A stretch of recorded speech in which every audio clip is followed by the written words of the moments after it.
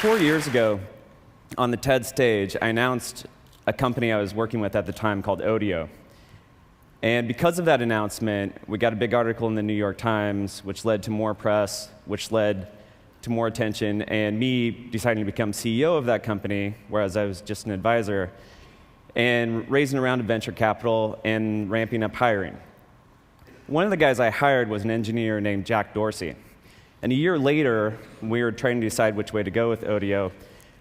Jack presented an idea that he'd been tinkering around with for a number of years that was based around sending simple status updates to friends.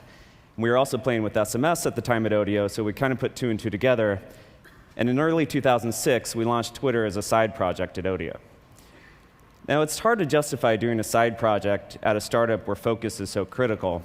But I had actually launched Blogger as a side project in my previous company, thinking it was just a little thing we'd do on the side. And it ended up taking over not only the company, but my life for the next 5 or 6 years. So I learned to kind of follow hunches, even though you can't necessarily justify them or know where they're going to go. And that's kind of what's happened with Twitter time after time. So for those of you unfamiliar, Twitter is based around a very simple, seemingly trivial concept.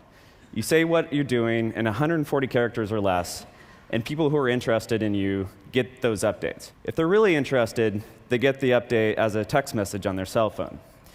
So for instance, I made Twitter right now that I'm giving a talk at TED. And in my case, when I hit send, up to 60,000 people will receive that message in a matter of seconds. Now, the fundamental idea is that Twitter lets people share moments of their lives whenever they want, be they momentous occasions or mundane ones. It is by sharing these moments as they're happening that lets people feel more connected and in touch, despite distance and in real time. This is the primary use we saw of Twitter from the beginning, and what got us excited. What we didn't anticipate was the many, many other uses that would evolve from this very simple system. One of the things we realized was how important Twitter could be during real-time events. When the wildfires broke out in San Diego in October 2007, people turned to Twitter to report what was happening and to find information from neighbors about what was happening around them. But it wasn't just individuals. The LA Times actually turned to Twitter to dispense information as well and put a Twitter feed on the front page. And the LA Fire Department and Red Cross used it to dispense news and updates as well.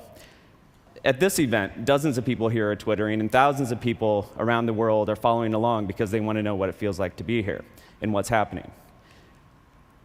Among the other interesting things that have cropped up is many things from businesses, from marketing and communications and predictable things to an insanely popular Korean barbecue taco truck that drives around LA and twitters where it stops, causing a line to form around the block. Politicians have recently begun Twittering. In fact, there's 47 members of Congress who currently have Twitter accounts, and they're tweeting, in some cases, from behind closed-door sessions with the president. In this case, this guy's not liking what he's hearing.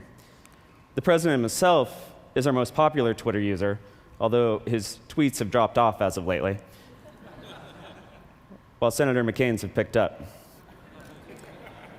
as of this guy's. Twitter was originally designed as pretty much a broadcast medium. You send one message, and it goes out to everybody, and you receive the messages you're interested in.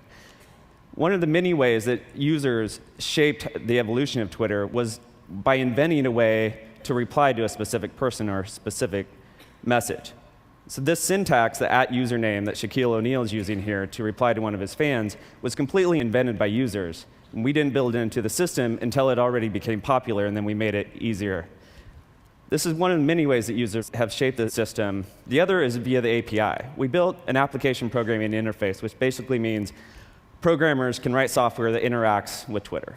We currently know about over 2,000 pieces of software that can send Twitter updates and interfaces for Mac, Windows, your iPhone, your BlackBerry, as well as things like a device that lets an unborn baby Twitter when it kicks, or a plant Twitter when it needs watered.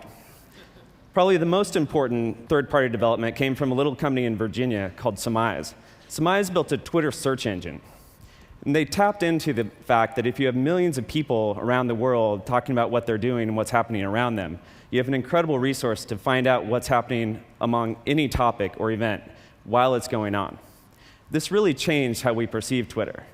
For instance, here's what people were saying about TED. And this is another way that our mind has shifted, and Twitter wasn't originally what we thought it was. So we liked this so much, we actually bought the company and are folding it into the main product. And this is not only lets you view Twitters in different ways, but it introduces new use cases as well. One of my favorite is what happened a few months ago when there was a gas shortage in Atlanta. Some users figured out that they would Twitter when they found gas, where it was, and how much it cost, and then append the keyword ATL gas, which let other people search for that and find gas themselves.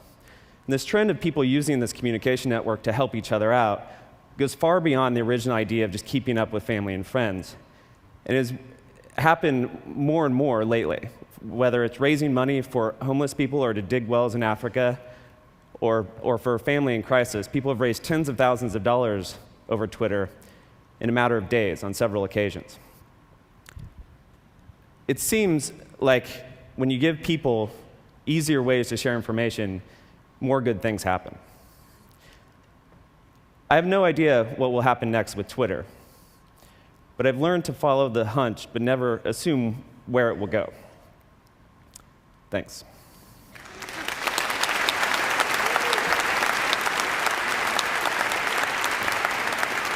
We're not quite done yet. So look, if we could have this screen live. This is actually the most terrifying thing that any speaker can do after they've been to an event.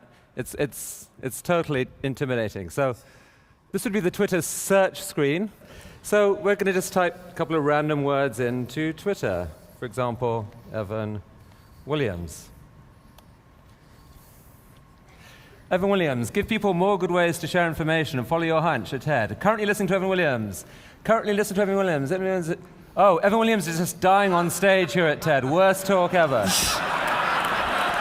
Nice, thanks. Just kidding. So, it's like. But literally, in the 8 minutes he was talking, there's about 50 tweets already came on the talk, and so he'll see every aspect of it, of the reaction, the fact that Barack Obama is the biggest Twitterer, the fact that it came out of TED. I don't think there's any other way of getting instant feedback that way. So you have built something very fascinating, and it looks like its best times are still ahead of it. So thank you very much, Evan. Thank you. It was really interesting.